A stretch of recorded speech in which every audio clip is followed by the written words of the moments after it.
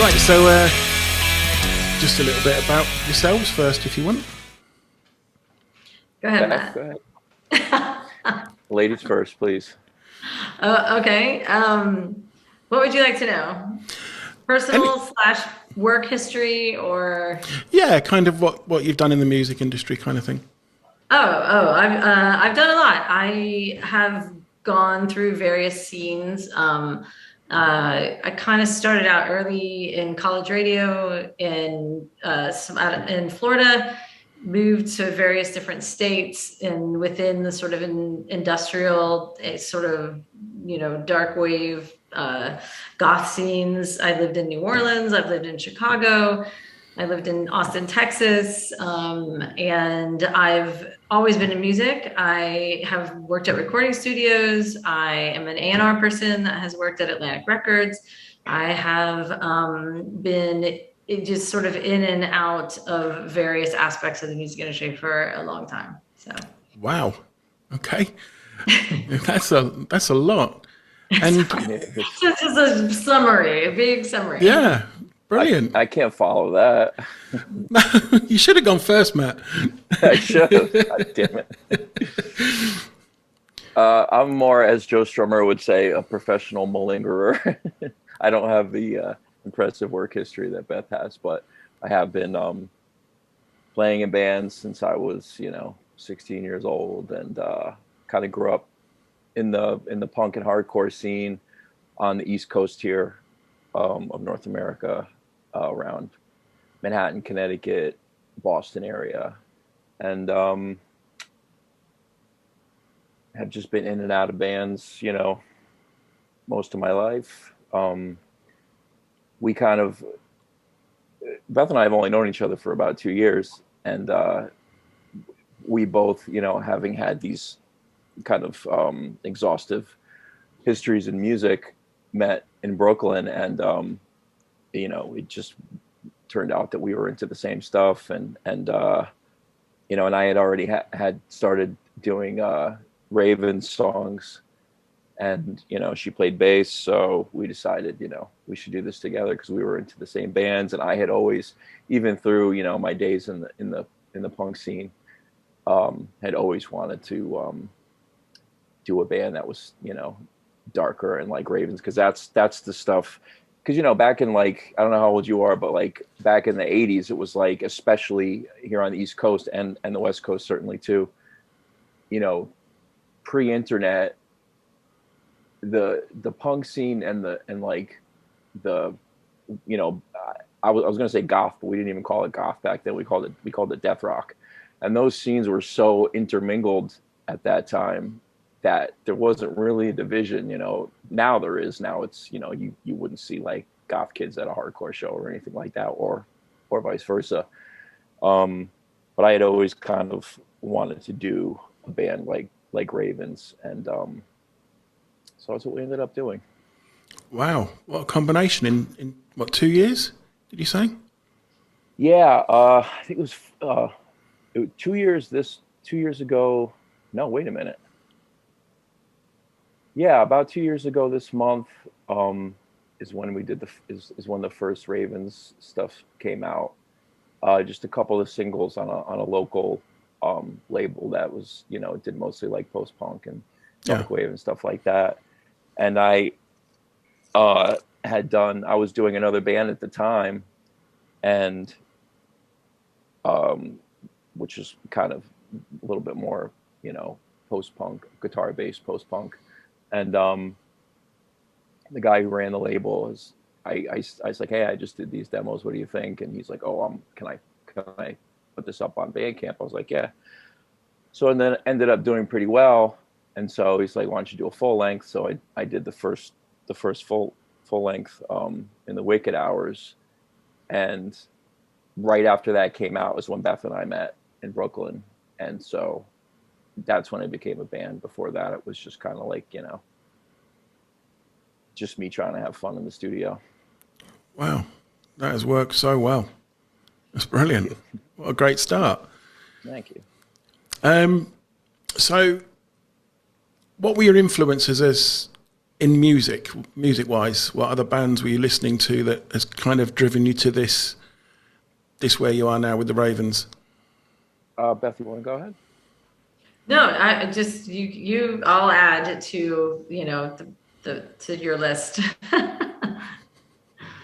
We came together just based on like wanting to sort of honor like our heroes, and we realized a lot of them were, you know, the same, but then there's a few fringe ones that like he prefers more than I do and I prefer more than he does, and so I think that's what kind of helps it. So he should go first on his I mean, for Ravens specifically, I mean, you know, the impetus of it was really based in like, you know, early West Coast death rock like TSOL and Christian Death, 45 Grave, and then, you know, stuff, East Coast stuff like the Misfits and Sam Hain, which, you know, that was my wheelhouse. And I was like 14, 15 years old.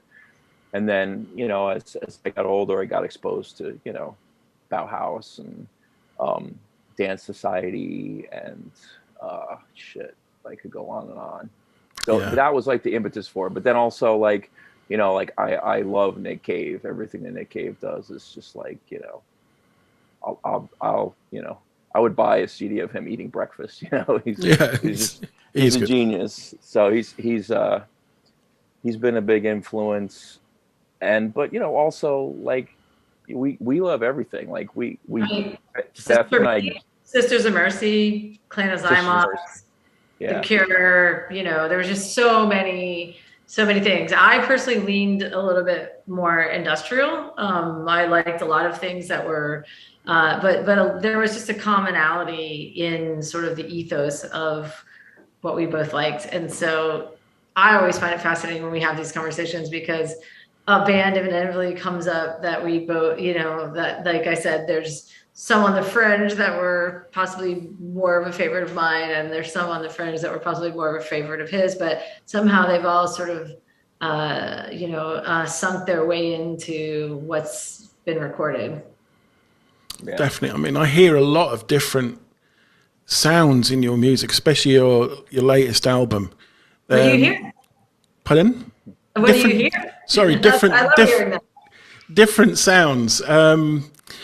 So I've heard a style of Jesus and Mary chain in there, and your first track, which I have got here, what was it called? The Earth and Call. That's so New Model Army. The early stuff really is. That's a huge compliment. Love that. Yeah, I mean, Mary Chain, you couldn't give me a better compliment. I was, you know, I mean, obsessed with their early stuff. Both bands I saw at like 18, 17, you know, both of those bands. I saw Jesus and Mary Chain so many times.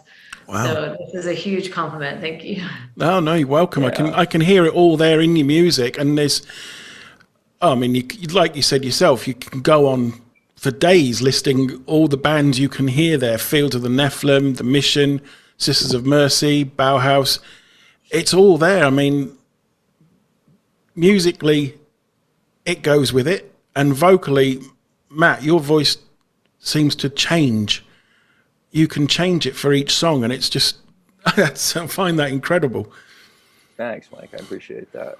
Yeah, it's especially, you know, with the newer stuff. It's like, you know, we've been at a place where we've been like, does this fit? Is this okay to be a Cloud of Ravens song? You know, and it just is. It's like whatever the song dictates. You know, like even if I've got to do like a falsetto or something, if the song calls for it, then, you know. Whereas early on, I may have balked at that. Now I'm just like, you know, whatever it calls for is how it'll sound, or, you know, how I'll tailor my, you know, my singing style or whatever. I've noticed as a band, you've evolved so much from the first album, and now it's really, you're establishing a darker side, but it's a really good side. Thank you. It's amazing. Yeah, you know, kind of going back to like initial influences and things like that. You know, Beth and I, one of the first bands that we, you know, people would think, you know, oh, you know, we bonded on Bauhaus or Sisters of Mercy. ELO is like our shared love. We both are like, we geek out on ELO. Jeff Lynne is a genius to us. Beth gave me a little ELO pin when we first met. I still have it on my jacket. Huge influence, just like the symphonics that he used at the time that he used them, you know, aside from like the Beatles, you know, nobody else was doing that. So dramatic. Dramatic and just theatrical, you know, but not in a gaudy way, like in a very tasteful and like, you know, musical way. Very catchy as well, which we're not afraid to be catchy. And the influence of, I mean, Jeff Lynne for sure just was pushing, you know, just pushing what was the norm, you know. He was just trying to kind of like, inspirationally, he was putting he's like a, you know, a melting pot of all of like a bunch of influences, and then he kind of like took it up like 10 levels in terms of production and in terms of like, you know, orchestration and whatnot. And that's a huge inspiration, and I think in some ways it's kind of like helped us both in discussing, going through songs and production and lyrics and, you know, it's just sonics or whatever, to just not be afraid to do it. Just like, my favorite artists are the ones that are just such an amalgamation of everything that you like, but you can't officially nail them on one thing in particular.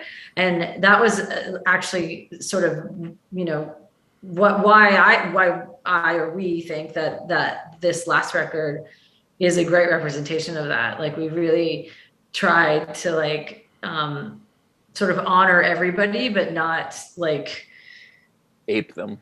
Yeah, exactly. not mimic, and just try to like do that, like put it all into one place and make it all fit. And the influences that you picked up on is just like an honor. Yeah, for sure. But they are there. I mean, you could go through more, but those ones in particular stand out. And then what was it like being brave enough to then get other musicians to remix your album? That was Beth's wheelhouse. That was purely based on bringing things full circle, having, you know, both Matt and I at this point in our lives, you know, having been sort of on our own paths, which seemed to be parallel, coming together and kind of like collaborating. It was like, I'd like to bring it full circle with some of the people that I've known for years and some of the influences and just, you know, some of the people that I respect. And we wanted to like definitely give a nod to some of the newer artists that we feel are doing like amazing stuff. And so it really was just like, I really love a reinterpretation. And I don't know if it was hard for Matt or not, but I was like, I remember sort of pitching the idea like, hey, what if we got somebody to remix this, you know? And he was like, okay, sure. And I was like, well, what about like Clan of Zymox? And he was kind of like, okay, give it a shot, you know? And that's kind of what, I mean, just did outreach to people and it was very nerve-wracking, to be honest, to have like Ronnie from Zymox listen to our stuff, do a remix, and his remix I personally was like blown away by, like practically teared up. It's like a Clan of Zymox song, but Matt just happens to be singing on it. Like, it's so to me, it's so good. And so I personally, it was just very personal for us. Like I kind of didn't care who even heard it. It was like, I was just so excited that it was happening. And once that happened, it was like, oh, well, we got to hear how, other people interpret this. And so most of the conversations just came from sending stuff to people. I had met John Fryer when I was young, and I think he did a unique, brilliant remix. And I knew Chris Verna from Nine Inch Nails, so I sent it to him, and his interpretation was great. And we're quite fond of actors, and that was actually the second artist that we sent it to, and I think we were just pleasantly surprised and shocked how many people were actually, interested and listened and went, okay, yeah, I'd like to do this one. And we were like, oh my God.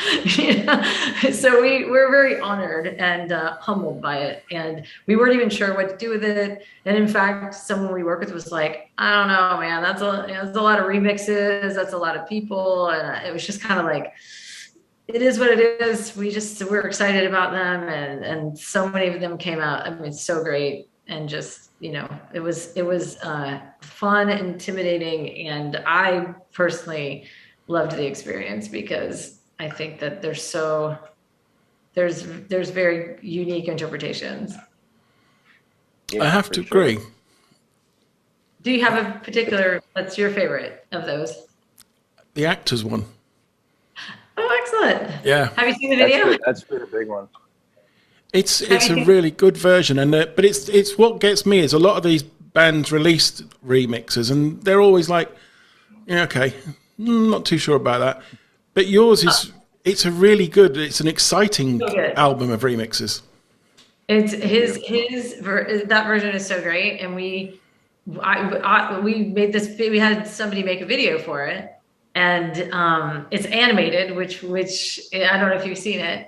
And we weren't sure how that was going to turn out. We had been approached by this Italian director, animator, and I don't know. We just kind of went, let's just see what happens. And that video has so many hits on it. I mean, from our perspective, and we think it's just a combination of like the beats that he created.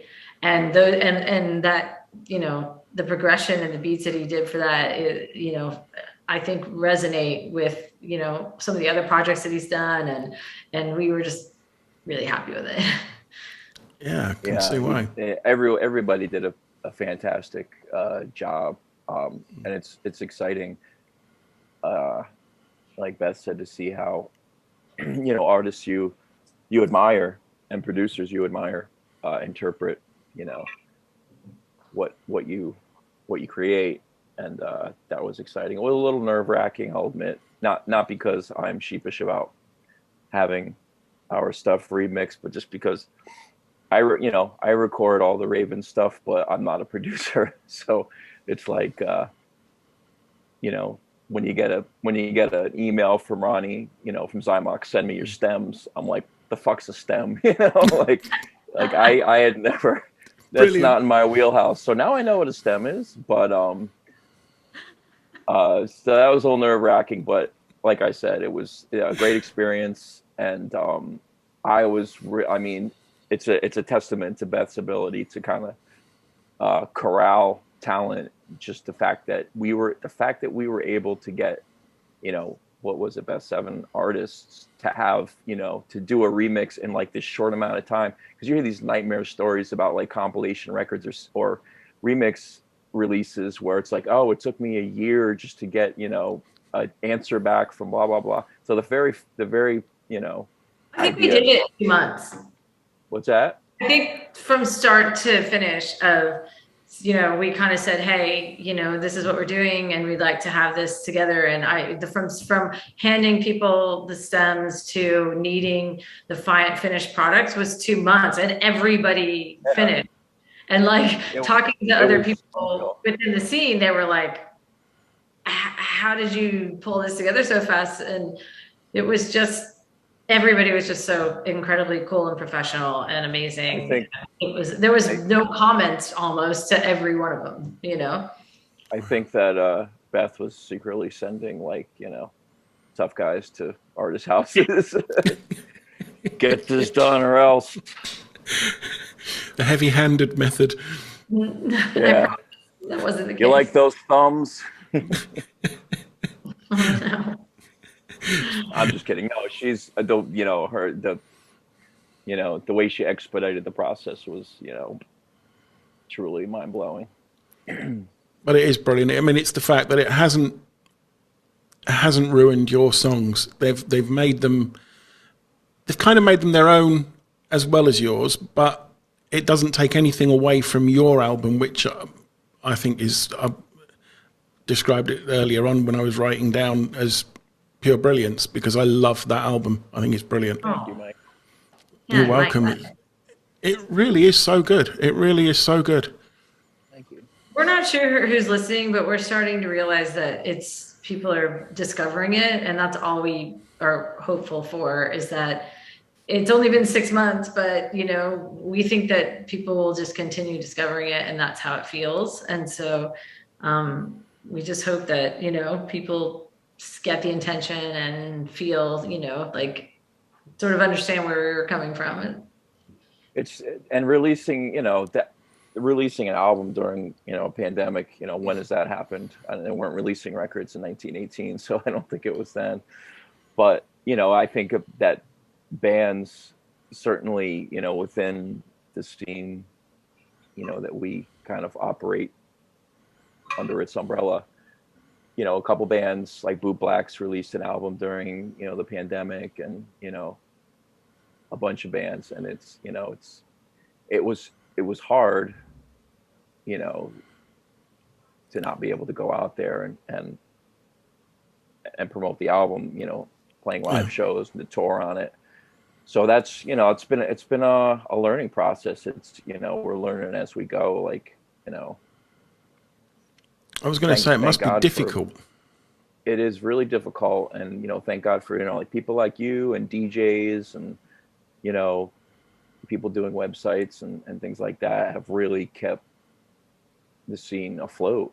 Honestly, it's like we're so grateful for any attention, not just for us, but for all bands of any genre, really. But certainly within our group of peers. Yeah, that's why I started doing this, because I've always had a love of music, always, and I just thought, do you know what? I want to help bands get more notice, because if I can do something like that and it helps people, why not? I mean, I just love music so much, and when I first heard you guys, I just thought, I have to try. I've got to try and get these for an interview, because I just love this music. Oh, we're glad you did. Yeah, it's brilliant. It really is brilliant. Well, I love your backdrop, by the way. Yes, Beth said that as well. That's awesome. It's fake, though. It's okay. I was like, sorry, you're just getting my dining room. But That's fine. Thank you for listening so intently to this record. But we're essentially like almost done with our next record. Like wow. Really, it's like we don't like the sense of time and like the reality of what album titles used to be, and all of that, and we just are lost in it. Like we're just like that none of that is even real anymore, and so we just have forged forward, and we just we have like a whole new record. We just not that we don't have this love and appreciation, and we want people to have time to discover this record, but I mean, what do you do during these times except, expel creative energy? And if there was something that people connected with on this last one, we're really hoping to, further connect. Definitely. What's your creative process like? Is that you make the music for the music first, then the lyrics, or the lyrics first, music, and do you work together on it?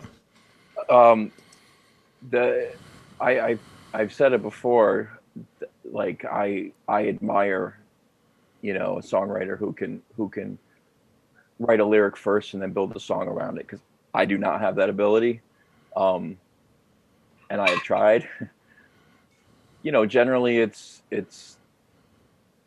you know, I'll start with a riff idea, or, you know, I was just thinking about it the other day, you know, obviously everyone's got a computer in their pocket now, so it's like, you know, I'll be sitting in traffic, you know, in my car, and I'll just get an idea for a melody or something like that. You know, thank God I got my phone, because I could hum it in there and I could listen to it later, and Yep. you know, maybe demo it, or a lyric idea or something like that. And or just, you know, I'll just be messing around on the piano and come up with a melody and build a song around that. And then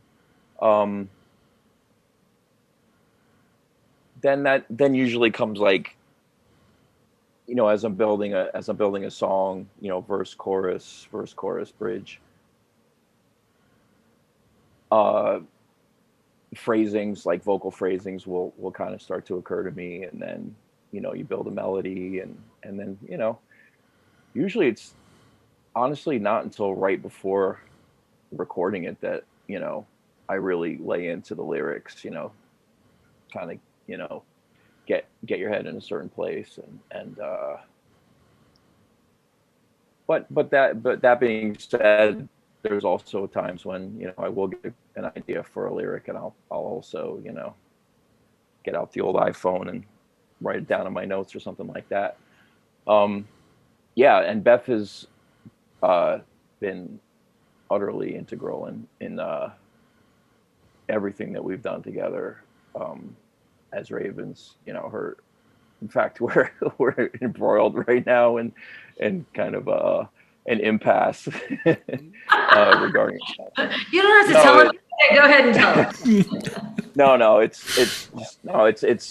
it's a testament to how much you know, we pay attention to one another's opinions, and that she, you know, she does care so much about what we put out there, about our output, and well, you have to explain the impasse. The impasse is a song, and yeah, the basis of the impasse is don't that give too much of it.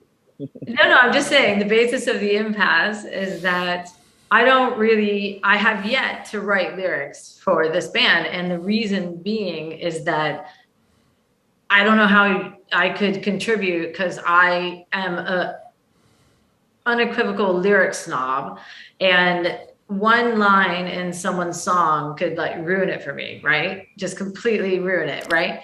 And I haven't had, like, I don't know where I could contribute to the way that he writes, because it's really, like, to me, his lyrics are very intelligent and poetic. So for me to just, like, jump in, you know, it's very, you know, I don't run into a situation where I feel like I can add very much. And the impasse that we were at is just literally a conversation about lyrics. That's it. That's all I'm going to give away. But you know, I do really truly believe that if there was something to add, if I thought for a second I could better any of the things that he was doing, I would offer that. But I'm just going to be honest, this is how he writes. And if you've read the lyrics, or you've, you know, listened, I don't know how you top that, you know. I mean, I don't know how you know, it's nitpicking is the point. And so it's not, though. It's not nitpicking. It's, you know, I'm not trying to air our band grievances here on your air, Mike, but no, again, it's just an example of you know, just going to, like, the recording and the mixing process. Like, it can't be easy. Nothing gets. Sorry, Mike, go ahead. No, it's all right. I mean, it must be quite difficult, because it would be like trying to correct the lyrics of like the Jim Morrison or Pete Murphy Thank from you. Bauhaus. It's like, how do you do that? I mean, these are already making virtually perfect lyrics. How do you correct them?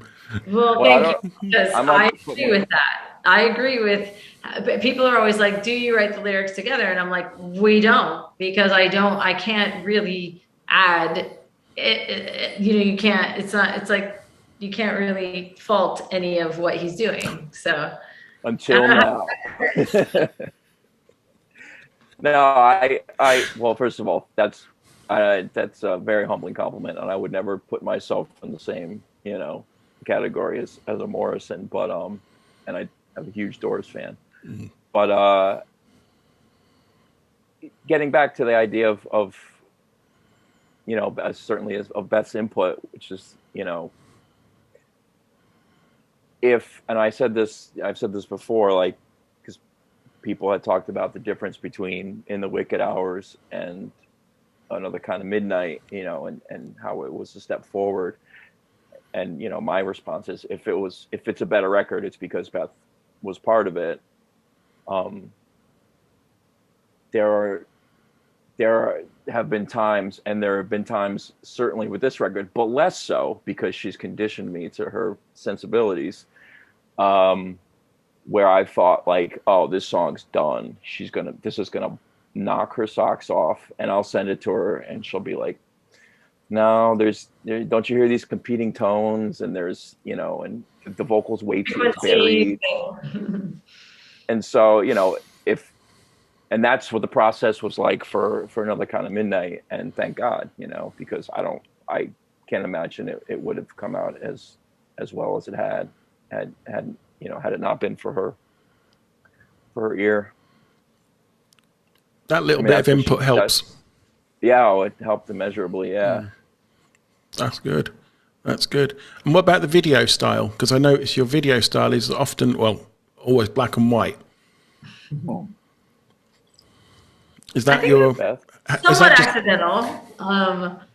I mean, I think there could be color in our future. I think that visually, the theme sort of matches like what's happening lyrically, or the tone of the song, and we have moments of color in one video, but it's but I've always just been a fan of that look of black and white photography, of some of my favorite videos are just black and white, and I don't know, I just think I think we just tried to make things that fit on a visual level with what it sounded like sonically, and so it somehow color didn't make sense. Is that correct for you, Matt? Yeah, I think that the music, and certainly it's maybe it's genre specific. Not that I would nail us to any specific genre, but it's genre specific to kind of, it's a monochrome sound and it's a monochrome look. But that being said, I feel like I was thinking about this, and why do I enjoy looking at black and white footage more than I do, or not more than, but why do I find it more interesting to look at black and white footage, like old movies and stuff like that? And I think it's this idea, especially with old movies, old films, it's like this idea of antiquity and what came before. But it's also, it's like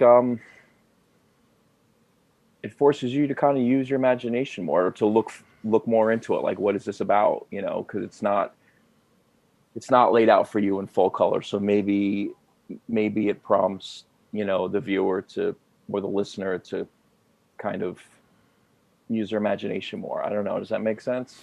It does. I was going to say it because you haven't got the color to distract you. You kind of, I don't know. You have to use your brain to actually look at a photo that's black and white, or watch a movie that's in black and white. I just think taking the color out makes you think. Yeah, it's harder and harsher to one shoot in black and white. I mean, it creates shadows where, you know, I feel like I look 100 years old in those videos, but that's not the point. You know, it's harder and harsher. And then there's some level of, you have to find your own color in the visual. You have to find your own, like it's like you're like sonically and then visually things are parallel, and then when you experience them at the same time, it creates like, it forces you to have like your own color, your own interest, your own, you know, it's like you have to, it's almost like you're involved harder or more if you have to experience it in this dimension, you know? You have to immerse yourself more, don't you, into it? I think so. Definitely. Have you ever seen those internet, you know, if you're just browsing and you see these like photos, like World War II photos in color, in full color, and then, you know, just out of curiosity, you check it out, and then you realize this is much less interesting in color. You know, yeah, maybe there's some parallel there, you know, like it seems less interesting. It seems less interesting to me in color. I don't know why. If that's just some, you know, I have to agree. You already had your opinion of how beautiful it is without the color. Yeah, probably. Yeah, I think so, because I think it's someone else's interpretation of the color. Yeah. And it's like, that's not what I want. I want the original. I want to see how it was, not, and then make my own mind up in my head how it was. Yeah. But yeah, I do think black and white works much better, personally. And I think that relates equally to, you know, to kind of our recording process, which is like very bare bones. You know, it's you know, we don't use, it's not slick, it's not, you know, it's not really fancy, it's not, you know, cutting edge modern stuff. It's more just like, okay, this sounds a lot like the records that we grew up with, and, you know, maybe that's like the black and white equivalent of how we kind of look at production. But I think that's a good thing, because as you guys know yourself, that we grew up with that music that was created, I don't know, in a bedroom or in a garage or whatever, a basement, and they didn't have all those creative processes. So I remember once, what was it? I can't remember his name now, but the guy from Sisters of Mercy, Andrew Eldridge, yeah, he was saying that when he first started, his very first album was done on one of those little Casio keyboards in the bedroom. Yeah. And he said, that's all I could afford, and that's all I had. And you think, but that was brilliant. Yeah, exactly. It comes down, and Beth and I were just talking about this the other day. It's like, I love a polished album. I love an amazing sounding album, but it's at a point now, I think, certainly with, like, you know, a younger generation, and I have children, and I see what, you know, what they gravitate towards, and you start to worry, because you start to think, and I don't worry about it with my kids because they like the same stuff that I grew up on, but like I hear a lot of kids, you know, who kind of voice this opinion of, like, you know, it doesn't sound modern enough or something like that, and you start to wonder, well, if you need it to sound a certain way, is it really the music that you're there to appreciate? You know what I mean? Like, yeah, it doesn't need to, you know, the stuff that, you know, we're speaking specifically about, like those early Misfits singles, they sound horrible. They sound horrible, but the songs are so good. The production, you know, yeah, it was hissy, and you know, it made you wince a little bit when you had your Walkman on the bus to going to school, but the songs were so great, it really didn't matter that it wasn't pristine. And I worry about that now, because I think that it's coming to a point where the consumer needs it to be that perfect in order for it to be even considered, not even like, but just like, oh no, this doesn't sound like it cost $1 million to make. So, I'm hopeful, because I actually believe that you can apply that to film as well, for sure, all of the technology that has been, influenced films and all of these, huge productions and all these, I manage a mixer, and there's all this conversation about Dolby Atmos and like all these different like sonic, ways to listen to things. And I think all that, I think technology is amazing, but really,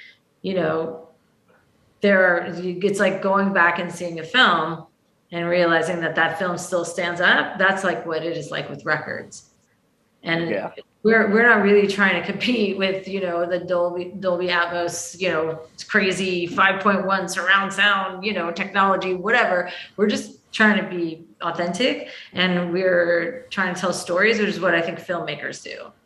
And there's the super high tech filmmakers, and then there's a lot of really like now well-supported indie film and TV show makers that are working on literally making it on an iPhone, and so I'm seeing it like kind of come full circle, because and I think kids are actually, to a certain degree, there's a little bit of a backlash. They're like, okay, yes, tech this song, this record is so slick and so produced. They're going back and listening to what we used to listen to, because they stand on their own, the stories, songs, the connection stands on its own, no matter the level of the technology. And so I see that kind of across media in general, which is I'm happy about, because to me it's secular. I've seen it. I've been in the music industry working at labels where like all of a sudden boy bands come in, and then there's this everything is overproduced, and there's all this shit being shoved down people's throats that's really, really commercial and really pop. And then something always comes in that's simple and from Nirvana to whoever, that like just shakes it up. Like I have a theory that there's every 7 years, but the technology is going to keep happening. But the core of it, the story, the intention of the music and the film, whatever piece of art it is, it will stand the test of time if it connects.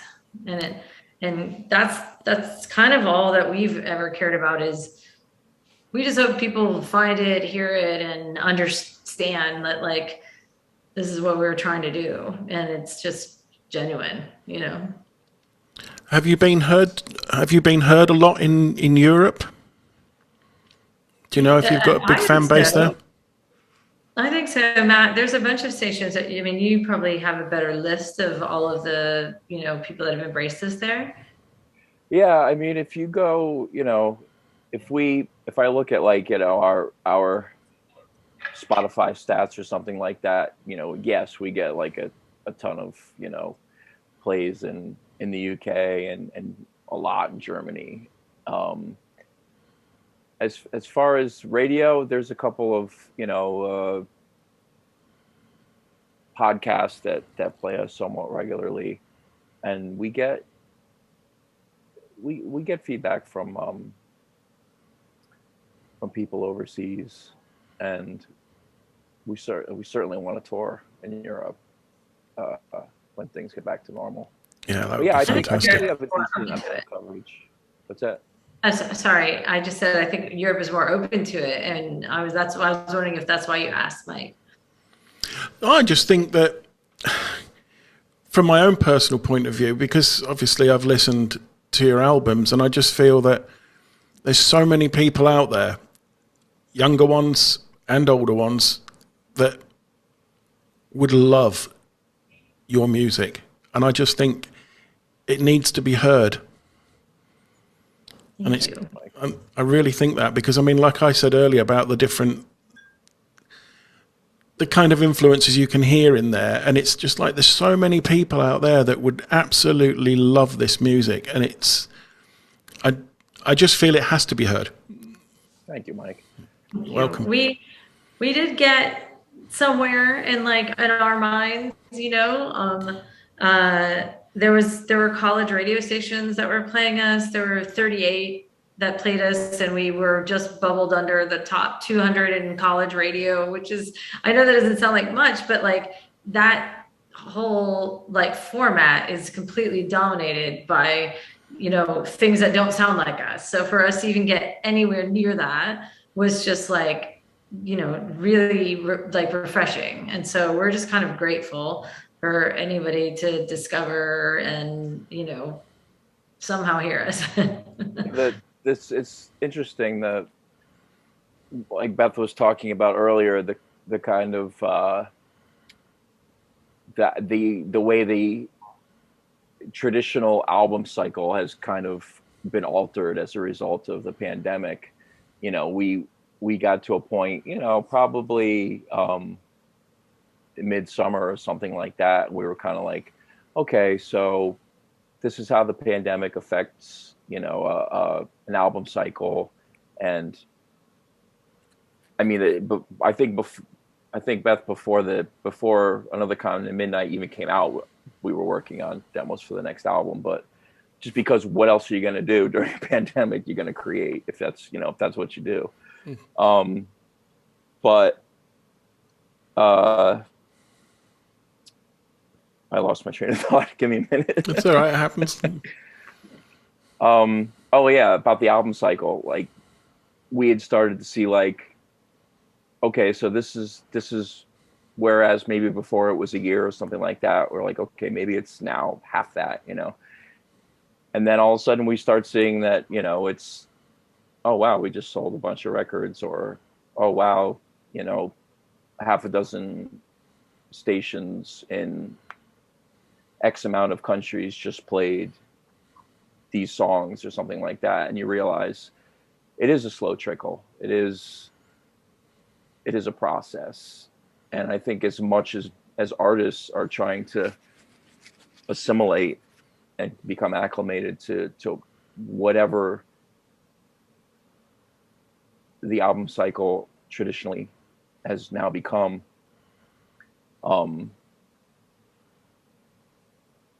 we're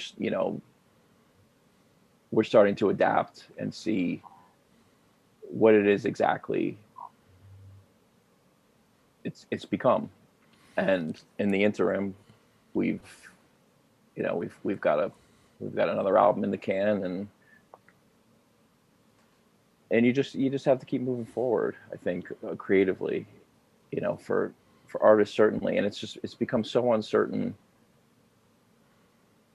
what is the future of live music for the foreseeable future.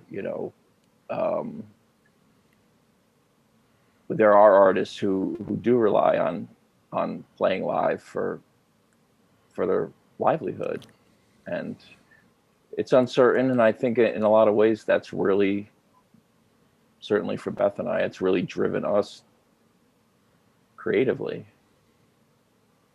as a band and as an individual. It's definitely changed, hasn't it, because of the pandemic. I think everything's going to be a lot different in the future. And I think people have learned to adapt as well. I think they're finding different ways of doing things. Yeah. I feel absolutely. We've had to, and I wish we knew more ways, but I think we're just hopeful, and we're just grateful that people are somehow still finding it, and it's still sort of resonating with people. And we're not going to stop. We're just going to keep going. And so we hope that, you don't know. No one knows. Even the biggest bands don't know if there are fans there, if they're going to be there. if the next move that they make is going to resonate. If like, I mean, people don't know at all right now. I talk to booking agents all the time because I manage artists and I work with tons of people, and they don't know from genre to genre who's, tickets can get sold to a show and there'll be 1,000 tickets sold, but like, sometimes like 300 people will show up. They don't know until the day of, right now. At this point, we don't really know what we're gonna get in terms of connectivity, but we're just gonna keep going and hope that we get past all of this. And even if people reflect back on, Wicked Hours and this current record and then discover our new record, there's a pattern of whatever passion of work, of not giving up, of showing up and continuing to be creative, and so that's kind of like the only thing that artists can do right now. And so we're just trying to be diligent, I guess is the best term. Got to keep going somehow. Yeah. I don't want to forget this. Where did the name come from? When I was doing the initial demos before Beth and I had even met, I was literally sitting, at my workstation, and it came to me, and it fit the mood of the songs, and it's one of those things that feels like providence. It just comes to you, and I was like, yeah, this is what it is. That's it. That was it. No, well, that's a good name. It's a funny story from my perspective behind it. When he was like, oh yeah, I have this project, maybe you want to hear it, and then he was like, it's a cloud of ravens. And I was like, what? Because in various music scenes in New Orleans and in Chicago, my nickname was Raven for years. People just knew me as Raven, and so I just had to laugh. I was like, I don't know about that name. I can't be in this band. I'm sorry. I was like, people are gonna think it's really, whatever, self-serving or something. But I have a few friends that find it really humorous. They're like, okay, yeah, this is funny, because they have evidence and proof of me as Raven. So it's quite incredible. We're always surprised, don't you think, Matt, that we're always kind of surprised at how people, I mean, not that it's not a great name, but we're surprised at how much it sticks with people. Yeah, for sure. Yeah. It really does seem to stick with people. Yeah, it's I always say it's the ideas that end up having the most resonance that come to you the easiest. Like if I had sat around and tried to think of a name for a year, it would have been some contrived bullshit, but because of Cloud of Ravens just kind of came to me while I was recording demos, it feels like Beth was saying earlier, it's authentic, and it has stuck. It's stuck, and I, there are people have reached out to me and said, I checked out your band just because I thought the name was so cool, and that's like how I feel about, like, when I used to go to record shops as a kid, like I would buy an album just because the cover looked cool, and it's the same kind of thing. Like I checked out your band because I like the name. So if that's what, appeals to people or bridges that gap, then awesome. I have to admit, I used to do the same thing. The album cover. That's our generation. I'm telling you, you go into the mom and pop record store, you see a cover you like, you're like, this has got to be awesome. Just because of the cover, the picture, or whatever it was. That's it. Amebix, the British crust punk band Amebix. I remember when I was 15 or 16, I went into the record store and I saw that cover and I was like, if this isn't good, I'm going to drop dead. Brought it home. It was great. I did that with the Residents album. Oh, Of yeah. course, it had to be good.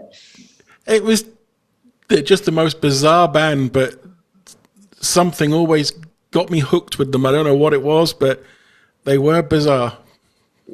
Very unique, one in a million band for sure.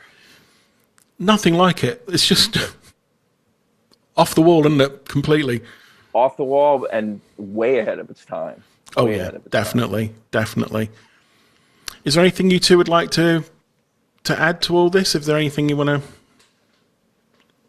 Beth, talk about?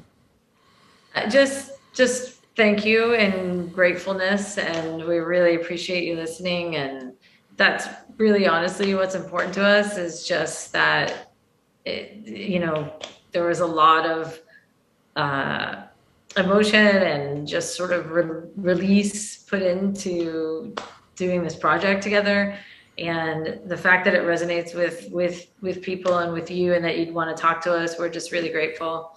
And we can't wait for you to hear the next thing, and Looking forward to it. and we can't wait to get out there. And we do, I guess the only thing I would say is that, not that it matters necessarily to your crowd, is that we have a couple of New York-based shows spread out between the end of the year and one in the beginning of the year, which, would be on our website at some point. I mean, it'd be on our Bandcamp or our Facebook at some point. Yep, and I will put links down the bottom to Thank you.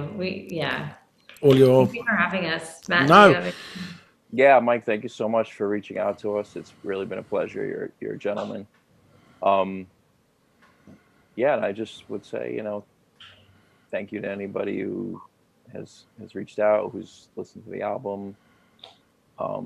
We're going to be going out for a couple weeks with Clan of Zymox on the West Coast here of the States in 2022. Dream come true. Yeah, dream come true for sure. And hopefully, people stay safe and stay healthy and be smart, and when we all get through this together, and we can all, hopefully, Mike, we get to Malta one day and that would be brilliant. Have a beer. There's a great festival here that you guys would absolutely fit in perfectly as well. Send us a link, and I'll send it to our agents. We would love it. Yeah, I will do. Yeah, I will do. do. That, please. It's called Dark Malta, and ironically, I met Clan of Zymox there. Oh my God, that's amazing. Yeah, it's a brilliant festival. So I think you'd love it.